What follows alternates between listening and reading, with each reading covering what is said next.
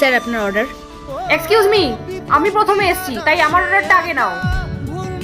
Madam, আমি ওনার অর্ডারটা নিয়েই আপনার কাছে আসছি।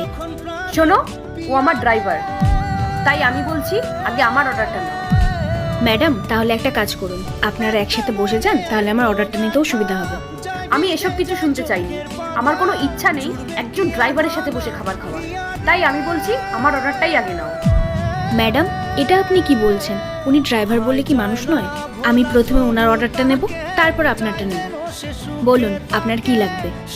আসলে ম্যাম আমার কাছে কোনো টাকা নেই অর্ডার দেওয়ার মতো। আমি কিন্তু ওর বিলটা দিতে পারবো না।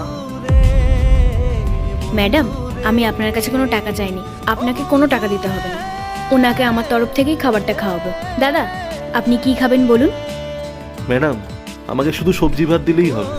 তুমি যদি গরিবদের এইভাবেই খাওয়াতে থাকো না, এই রেস্টুরেন্ট বেশি দিন টিকবে না, কয়েকদিনেই বন্ধ হয়ে যাবে।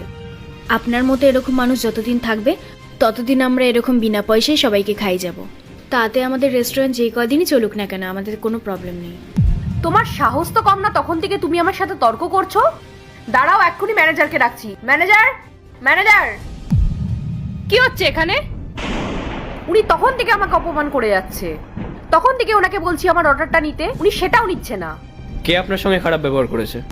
এই যে আমাদের সামনে দাঁড়িয়ে আছে, উনি খারাপ ব্যবহার করছে আমার সাথে।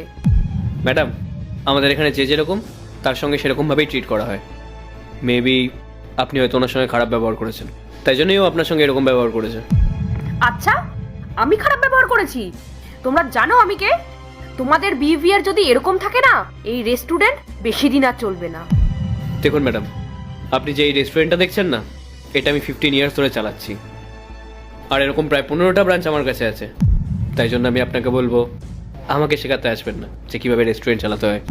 ও তো আপনার ড্রাইভার হয়, আপনি ওকে স্যালারি দেন ঠিক আছে, তা বলে কি ও মানুষ না? আর ভাই, আমার মনে হয় তোমার এমন কোনো জায়গায় কাজ করা উচিত যেখানে তোমার স্যালারি কম হোক, কিন্তু সম্মানটা যেন বেশি হয়। এই যে ড্রাইভার, ওদের জ্ঞান শোনা হয়ে গেলে তাড়াতাড়ি গাড়িটা বের করো।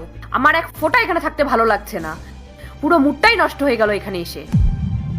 স্যার, আমি বুঝতে পারছি আপনি আমায় কি বোঝাতে চাইছেন, আর আমি সেটাই করব যেটা আমি চাই। ম্যাডাম, এই নিন আপনার গাড়ির চাবি। আমি আপনার গাড়ি চালাতে পারবো না, ক্ষমা করবেন। ক্ষমা করে দিন মানে? তুমি জানো তুমি কি বলছো? তুমি এদের কথা শুনছো? এদের কথা শুনলে না তোমাকে রাস্তায় রাস্তায় ঘুরতে হবে।